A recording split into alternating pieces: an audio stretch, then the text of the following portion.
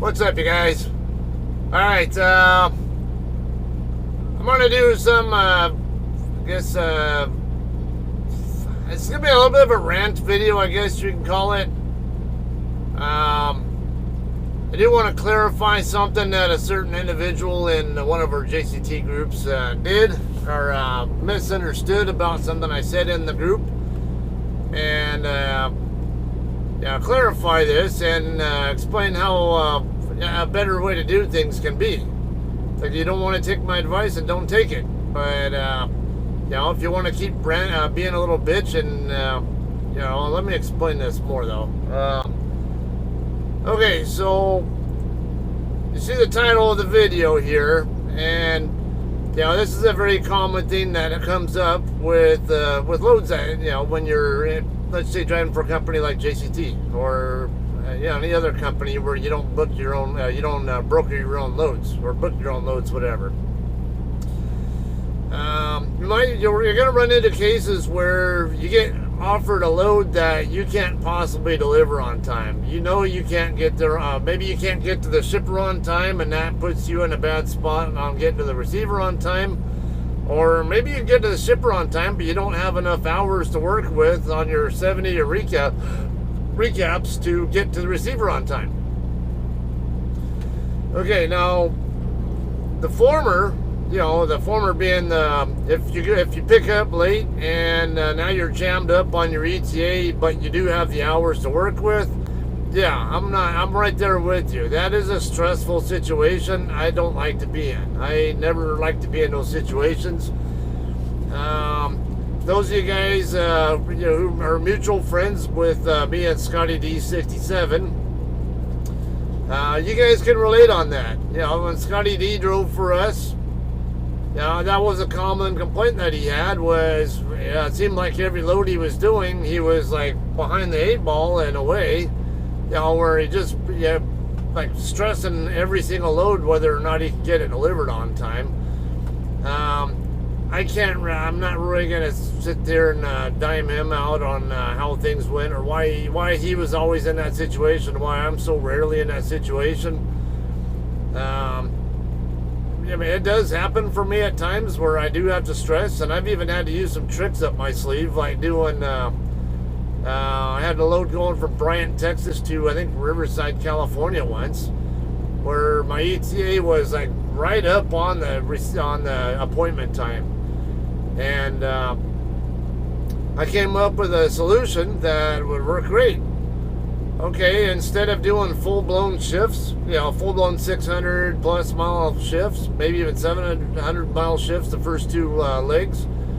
Because there was no question I was going to need 2 10-hour breaks. No question about it. But, if I was right up on the ETA, jammed up on that, let's say the appointment time was like 5 a.m. or something like that. And my ETA, my best ETA when I left the shipper would have been somewhere around 5 a.m. or something like that as well. I had the hours to get it there on the delivery date, and I even, like I say, if I did 10-hour breaks and nothing more, and 30-minute breaks and nothing more, I would have been there right at like 5, maybe even just a little bit late. What I ended up doing though, ran as hard as I could before I needed a 30-minute break, and then instead of doing a 30-minute break, I just went ahead and stopped for a 10-hour break. Well, that just knocked 30 minutes off my ETA, just like that. And then I was close enough after that, where the next 2 legs I could, because I think it was like a 1,500 mile trip, something like that, and I think I did like 490 miles on that first leg without doing any 30-minute breaks. It was somewhere around that, 480, 490, I don't know, somewhere up in that neighborhood. I had to spend a lot of time on US 290 though, or some of them pain in the ass roads east of Austin, Texas. Anyway, they got me to, we'll just say about 1,000 miles out. Okay, that'll work because I can run 530-ish miles without a 30-minute break. In some cases, yeah, it's not a big deal. If I need to stop and make a quick little fuel stop or a restroom and drink break or something along the way, it's not much consequence there. But eliminating 30-minute breaks that I didn't necessarily need and just doing a 10-hour break instead helped me out to the point where I ended up getting to that customer an hour before my appointment time. I basically got to the customer right when I wanted to be there, which is an hour before the appointment time.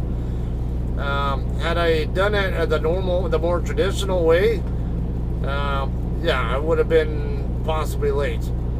Now, is this bragging? No. This is called, I'm teaching you ways, like certain little tricks of the trade that you can use to tighten up your ETAs on loads if it even is an option. Depends on how many miles you have to cover, how many 10-hour breaks no matter what you have to take, and whether A2 splits or eliminating 30-minute breaks possibly. Those are tools that you can have in the toolbox that can help you with stuff like that. I'm just really effective on using those to my advantage. And if I can do it, anybody can. So why do I need to brag about this kind of stuff? All right, so given that, there was a conversation in one of our Facebook groups yesterday, and since he's going to smear my name in the mud and call me a bragger in that group, I'm going to go ahead and smear his name. I normally won't name the driver by name, or the person by name, but since my name's going to get smeared and then he's going to block me where I can't defend myself or clarify what I really meant by what I said in his post, okay, well, we can play tit for tat. So we're going to kind of do this too. I don't care if you think that might not be a mature way to handle it. Again, you think it's mature to block a person and not give them a chance to defend themselves or over chicken shit? So if you have a problem with me right now, like diming out a certain driver by name, so be it. I'm not the most likable guy in the world, and I know I'm not. And hey, take it or leave it. If I do what I can to help other drivers as much as I can, but I won't hesitate to call you out if I think you're doing something wrong, or or maybe you could be doing something better. So again, take my advice. Either or at least just listen to the advice, and my relatable experience is all it is.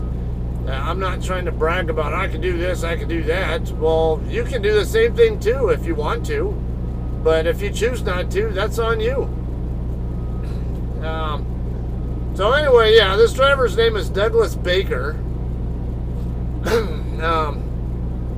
So yesterday in our JCT family Facebook group, he had said something about, he was questioning, he was in Washington and wanted to know, he was basically bitching and bellyaching about why he was getting pre-planned onto a load that he can't possibly deliver on time.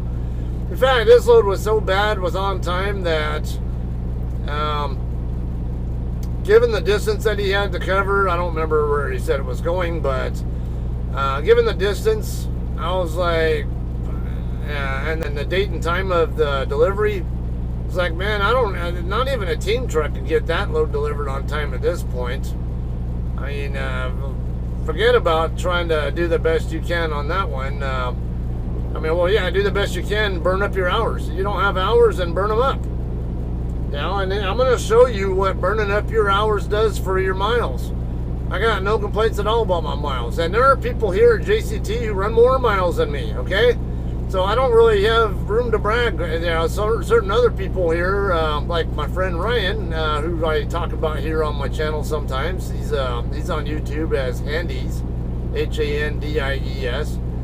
Okay, there are times he and I talk, and he might come across as bragging to me. Or maybe competing with me in a way, but I don't know necessarily he's really intending to come across that way. And like I said, he's a good guy.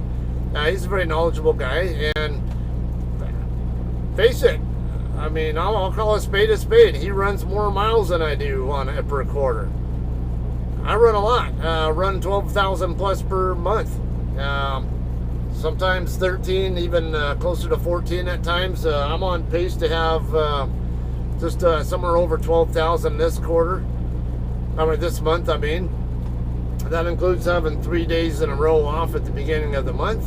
I think it was, something like that. So, could I have done better? Sure. I know, I bet you anything, Ryan will probably tell me after watching this video that he probably got like 14,000 miles this month by the time July is over. I don't worry about that. I worry about me. I worry about what am I doing with the loads that I'm given or offered, and just sit here and just enjoy myself, have fun, run the miles that I can, and see the country, get paid to do it, and do the best. Be the most effective with my my clock management. That's all I can really do, and that's all that JCT really expects me to do.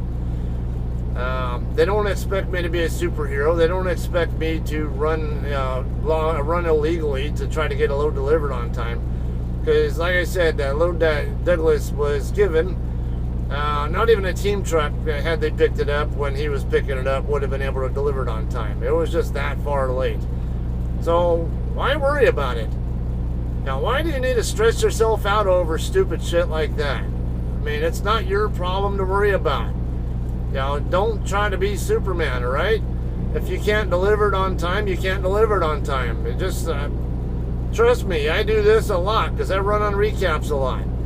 I get offered a pre-plan like I just did, or like within the last 30, 60 minutes. About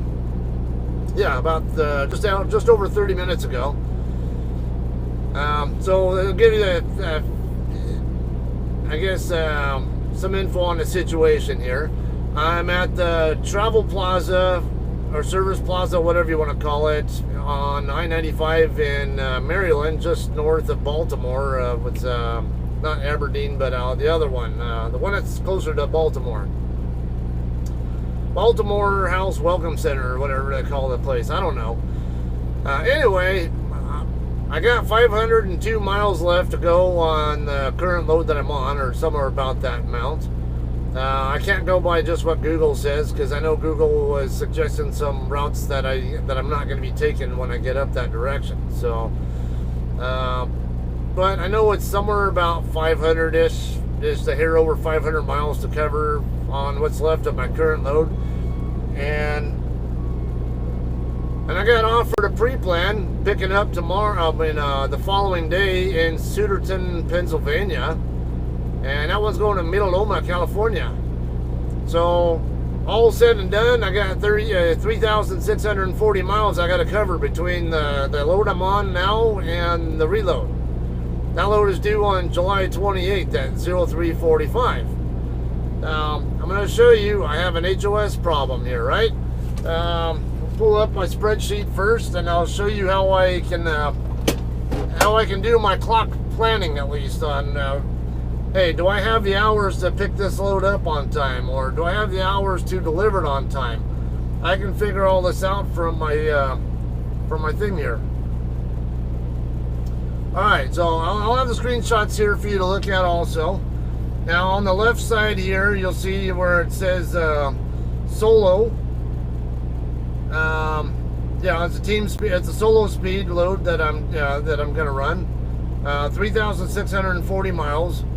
Current date, today's July 21st. I'm on a 10-hour break waiting on recaps to roll in. So when I start rolling again, it'll be around midnight Eastern time, which should be about 9 p.m. or 2100 Pacific time, because that's where Mililoma, California is, Pacific time. So I put my date and time in there in terms of my my final stop, my receiver, and it's giving me as you see there, an ETA of July 26th at about noon. It's at 60 mile an hour pace. The other thing that you might see there, because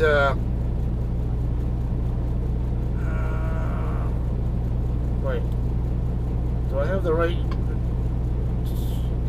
No, I have the okay. No, I have the wrong appointment time on there, but I have the right date on there. Alright, but right underneath the yellow over there on the left, you'll see duty hours required. You know, it's just under 61 hours total that I'm going to need to cover that miles. Now, if you look over to the right, you'll see that recaps planner there. I currently have an hour and 16 left on my 70-hour clock. I did not run as far today as I intended to. I had a traffic delay not far north of me that I wanted to avoid dealing with. I didn't want to run. Why subject myself to a 20-minute delay that I don't need to? Yeah, I can still get to my receiver on time and possibly save some of that clock for future use. You know, that extra 20 minutes can make a difference on that next load. Then I got all my recaps in there, 1328 coming back tonight, 1035, and so on and so on.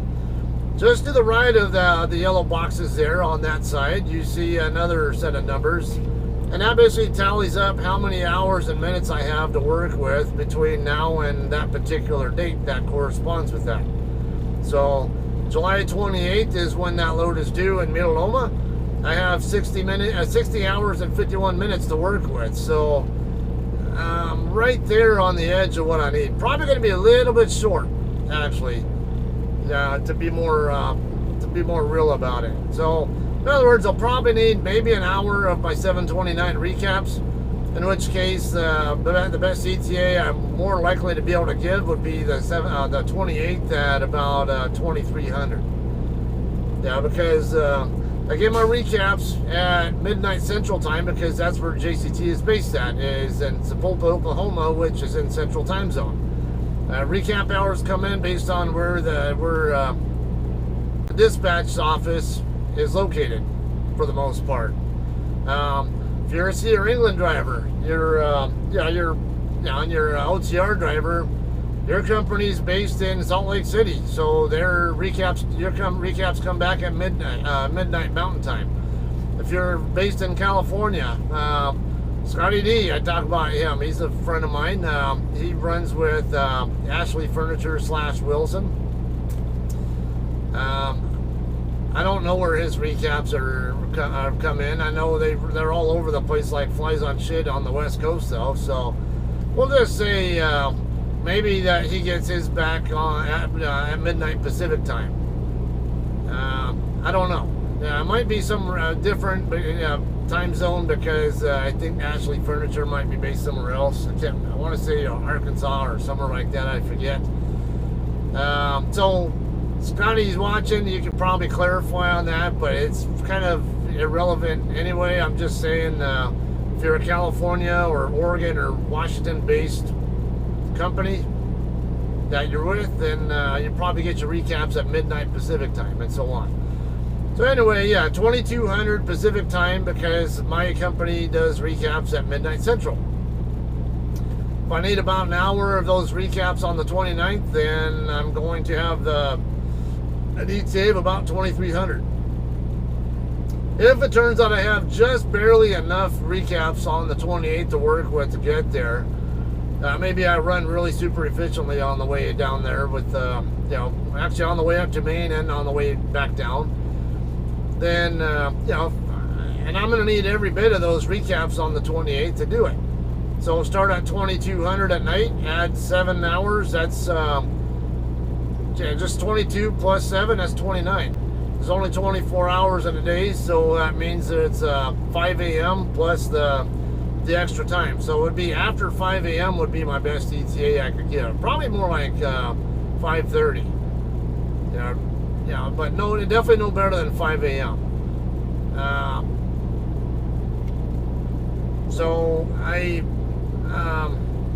In other words, I can't get this load delivered on time because it's due at 03:45. Do I need to stress myself out over that? No. The answer is, how do I deal with that? I have a couple ways I can do that. I can either just send in a message or whatever on my Qualcomm, just a free form, whatever, or just tell them, hey, just an FYI, I don't have enough hours to make on-time delivery. Best ETA I think I can give you based on my available hours is probably such and such date, such and such time. And then say, hey, can you let the planner know this information, and then let them find out if they want me to go ahead and take the load anyway, or do they want to just offer it to somebody else? Because you put some thought into, why would the planner offer you a load that you can't deliver on time in the first place?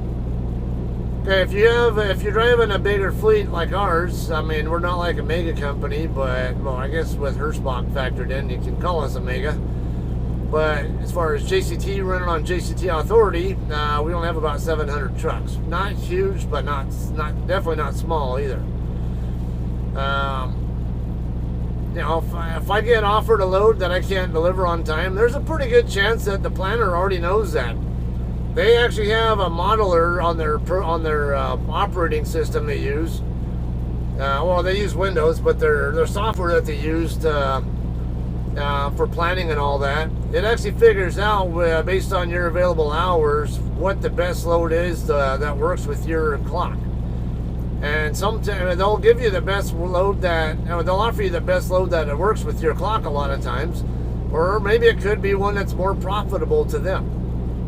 And there are trade-offs with that too. It might not be so great a load for you, but it might be better for them. And tell you what, you team play on that kind of stuff, then they'll hook you back up as well. Yeah, I've had my maintenance account got to as far as negative $21,000 at one point in time a year ago. Most people, they won't let go anywhere near that amount because it's too much of a risk, and they're not making JCT enough money either. So do I need to brag on this? No. But can you do the same thing that I'm doing? Absolutely. The truck, I can't make the truck do anything different than any other driver can. It's just a matter of what you choose to do with it or how you handle the situation. I don't need to worry about that stuff. Just run my miles. I'm running out my clock. I get no shortage of miles here, and I'll show you. But yeah, like I said, just send the damn info in and just make sure that everybody's on the same page. Just an FYI, just to make sure you didn't overlook this. Maybe you already know about it. This is what's implied.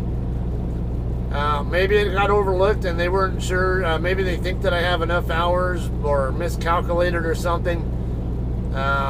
And I can just point that out to them. Or maybe they already know that, but they just don't have any other trucks available that are in a better position than you are. Yeah, maybe they don't have any other trucks in the area who can pick it up on time. Or maybe they do have other trucks in the area, but they're even worse off than you are as far as getting a load downrange in a more timely manner. So they're gonna offer those kind of loads to drivers who are in the best position to do something with it. Whether just be picking it up and getting it moving down the road, and then let them worry about finding you a swap or having you drop somewhere or something or whatnot. That's not your problem to worry about. Why stress yourself out over that kind of stuff? It's not worth it, okay? So don't stress yourself out. It's not worth it. Don't take years off your life over a problem that's not even yours to worry about in the first place, all right? That's all I meant by what was said in that group in Douglas's post. But like I said, since he wants to call me a bragger and talk shit about me in there and then block me so I can't even clarify what was meant or defend myself, then sorry, you're getting named out on my video. And someone can maybe let him know I'm talking trash about him on here. I don't give a shit. Because, there aren't many people who end up on my do not swap list.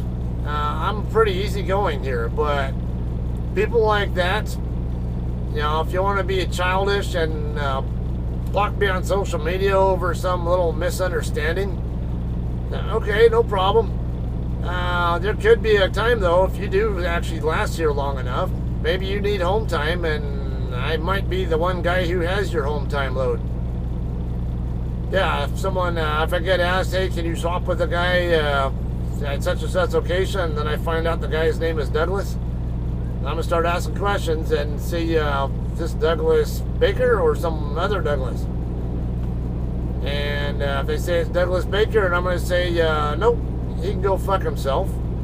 because he wants to talk trash about me and block me on social media, and I don't need to associate with him in person, and I'm sure as hell not going to do him a favor, even if I'm the one guy who can do him a favor. I don't necessarily have to like a guy. I mean, I can possibly swap with someone I don't like. Just keep it civil.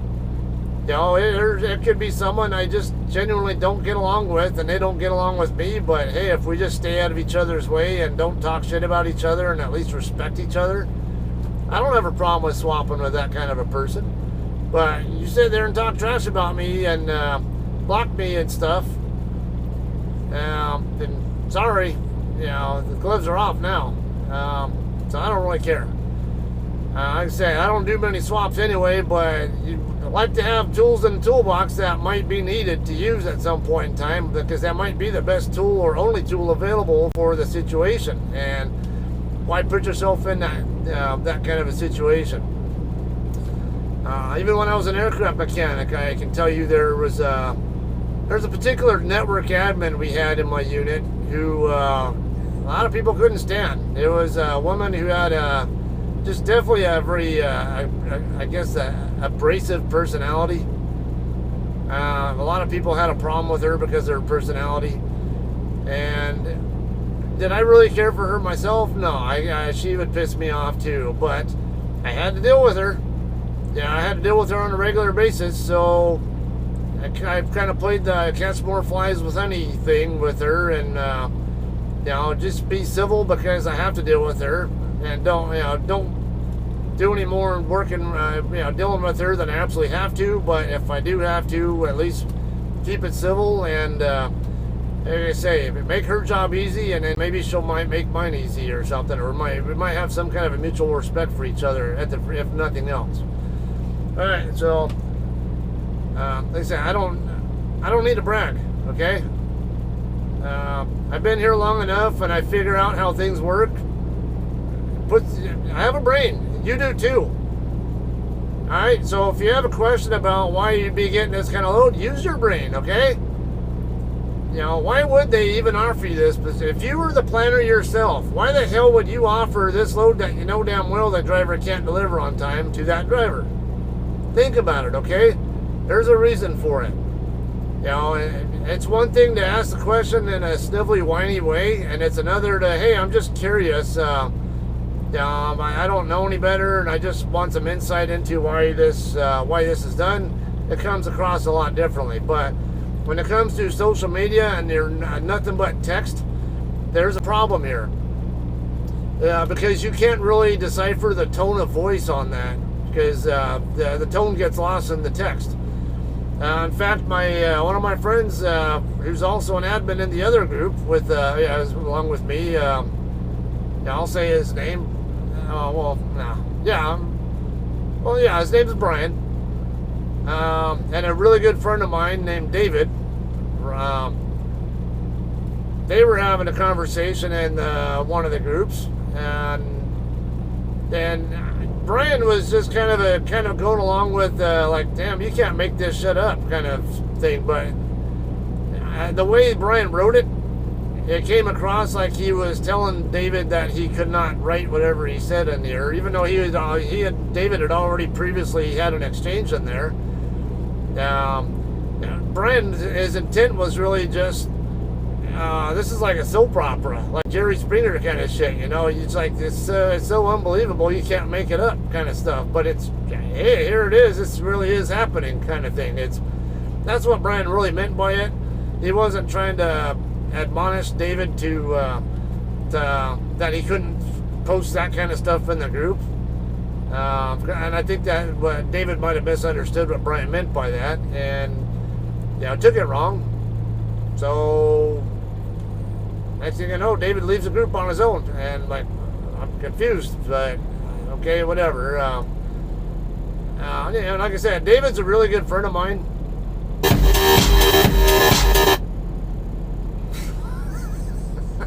Oops, hit the mute button.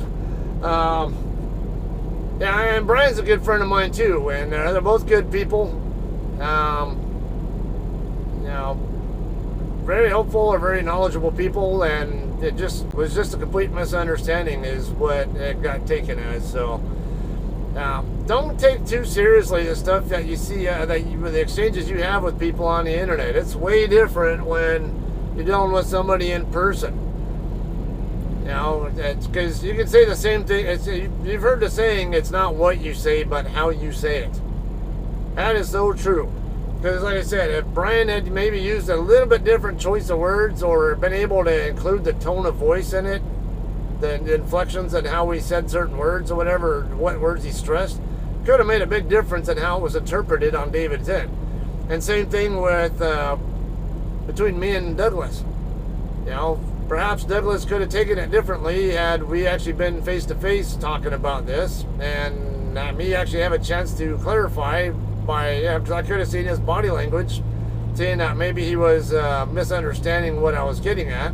And you know, because you can tell when someone's getting flustered. And so yeah, just you'd be surprised at how much different situations can be when communicated online versus when they're the same thing as communicated in person. All right, so finish this up here. I'm gonna go over my July miles just so I can show you. I've been running on recaps for a while. I can't remember when I did a 34 last. Pull up my miles and we will talk about that.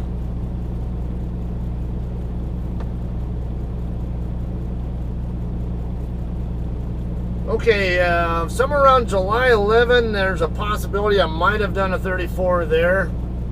I just don't remember. Let me pull up my pickup delivery log. See what was I doing around that date.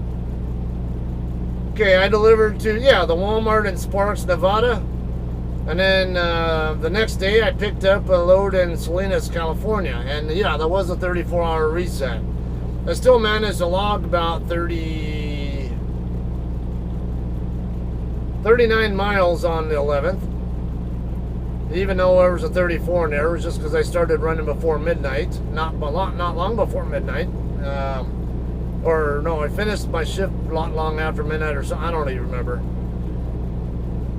No, I think I started I think I started that right before midnight at the end of the 11th and rolled into the 12th.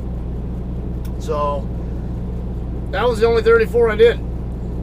Otherwise, I've been running non-stop ever since that day. I believe. Yeah, I should have. Yeah, because I'm running on recap. You have 1 hour and 16 minutes of remaining drive. And you can tell by the stats here, I have both 7-day and 8-day miles in here. Now, I had 3 days in a row of home time between 30 June and 2 July, and I started running on 3 July, and only ran 180 miles just about on 3 July. I had to build up the miles until I had 7 and 8 day totals to work with. But once I was there at 7 days, you can see that it's been up above 3,000 over any rolling 7-day period ever since. It did get down to 3,012 on 12th of July, but that's as low as it's been. And then on the 8-day total, you have, let's see, it got up to 4,050 on July 10. Hit 4136 on July 15. Let's see what kind of let Excel worry about this part. The lowest was 3562 over an 8-day, 70-hour period. So, that's nothing to complain about at all, guys. You don't have to run that hard every day either to do it.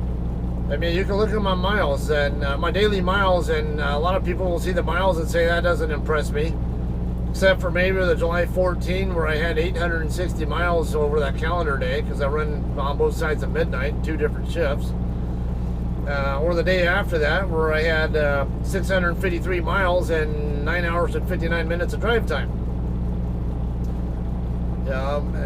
Really didn't have room. I had 669 on the 5th of July for 10 hours and 24 minutes.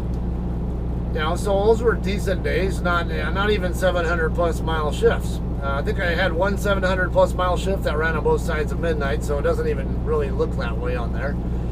But again, I don't have to run that hard. I just run efficiently, I manage my clock efficiently, try to set myself up as effectively as I can for my reloads, and that's it. I can only do so much with my reloads, or with my hours. There are ways where I could have possibly had better opportunities by managing my hours a little bit differently, but still burning up my clock. And I can't do anything different with my clock that nobody else can do. So how is this bragging, guys? I don't know. Anybody else can do the same thing with this same truck. A 70 mile an hour truck, do the same thing that I do. Run efficiently, communicate well, have a right, make sure you're paired up with the right DM for your needs too. Where you actually want to help each other, and you don't have anything to complain about here. All right, don't stress yourself out over stuff you don't need to worry about. All right. So that's all I have on this. I know this is probably plenty long enough here anyway. And again, I'm not here to brag. I'm here to help, and I'm hoping some of you guys may be wondering, well, why do I get this kind of a load? And maybe that's what brought you to this video. Maybe you got some insight out of it from this. I hope you did, at least. What's the point of me posting all this stuff? I think I really like seeing getting my own face, like watching myself talk. God, I hate my voice. I'm like any normal person. I don't really like to hear my own voice. But, I'll watch my own content, but that's more so to see what did I screw up? What could I have done different, or what did I miss what did I intend to talk about but didn't completely cover or something? Those are some of the reasons why I might watch my own videos. Sometimes it is what it is. I just put whatever's out there, and and I might make a note to clarify something in a future video too. So that's the reason why I post a lot of this stuff. One, so family and friends can watch my content. My boys watch my videos all the time, especially my son Christian. They love watching my channel. It's their great way of connecting with me, staying in touch with what I'm up to, seeing, living vicariously through me, through their dad, or whatnot, and not to mention all the friends I've made through the channel, or who watch me, who already knew me before and just happen to watch and see what's up, or there are a lot of JCT drivers who know that I'm here to do good. I'm here to help out. I'm not here to brag. I'm here. You want another driver? He kind of calls me like a rock star in a way, but I'm like, I'm not a rock star. I only have like 2,100 subscribers on my channel. It's not like a huge number. Not like I have 100,000 plus like certain TikTok people do, but or even 21,000 like Scotty D has. So I'm no rock star, but it doesn't matter in that sense, because whenever he has a question about a particular customer, like he just had yesterday about customer Wolverine Foods in Detroit, Michigan. Hey, has anyone been to this place before? And can you stay overnight? Oh, here you go. Here's the video. You can watch the entire video footage of it. You can see right where you can park, how you can get to the place, what's it like docking in there, how long is it taking, all that. Very useful information for him. There are quite a few JCT drivers who regularly watch my channel just so they can get intel on customers that they might end up visiting or something. They might even search my channel without me knowing, or maybe they'll even ask me specifically, hey, have you been to such and such place? And like, yeah, here you go. So they know I'm not here to brag, I'm here to help. But if you don't like the help that's being given to you, and you just rather name call me and block me, then so be it. That's your problem, I guess. I don't really care. Not that much, but gives me something to talk about on my channel, though, and maybe again have something useful and educational, possibly informative, for people who do watch my channel to possibly gain some new insight from. And like I said, a lot of people watch my channel don't even have CDLs, so that's another reason why I post this kind of stuff. You can get insights into what is life like for a trucker that you might not even think about. That's part of why I'm posting this kind of stuff here, right? Anyway, I'm gonna extend with the rest of the rambling here, and I'm going to try to get back to sleep here and get ready to roll late tonight. I appreciate you guys watching. If you made it all the way through the end of this video, big thumbs up to all of you guys who did, because most people don't.